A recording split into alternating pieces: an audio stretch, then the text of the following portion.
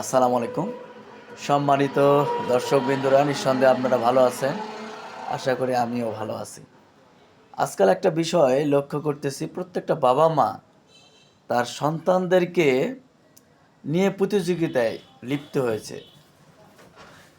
যে কে কার সন্তান কত ডিগ্রি ধারণ করতেছে, কে কত কোচিং করে কত নম্বর পালো, কে প্লাস, এ গ্রেড। এই চিন্তা, এই নোংরা প্রতিযোগিতায় আজকাল কিন্তু আমাদের অধিকাংশই বাবা মা মত্ত হয়েছে, কিন্তু দেখলো না যে তার সন্তানগুলো কতটুকু এই প্রেশার, এই চাপ নেওয়ার ক্ষমতা রাখে। তাই এ কারণে অনেক সময় সন্তানেরা কিন্তু অতিরিক্ত চাপে হয় তারা মাথার ব্রেন নষ্ট হয়ে যাচ্ছে, বিভিন্ন রোগে আক্রান্ত হচ্ছে, পেরেশানে কেউ আত্মহত্যা করছে।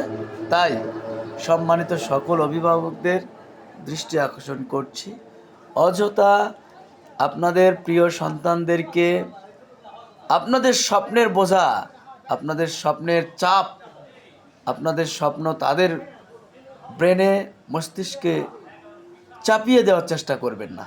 নিঃসন্দেহে আমার কথাটা বুঝতে পেরেছেন। যদি বুঝতে পারেন তাহলে নিঃসন্দেহে আপনার এবং আপনার সন্তানের জন্য সেটা কল্যাণ বয়ে আনবে, আশা করি। আসসালামু আলাইকুম। আবারও কথা হবে কোনো একটা বিষয় নিয়ে, ইনশাআল্লাহ।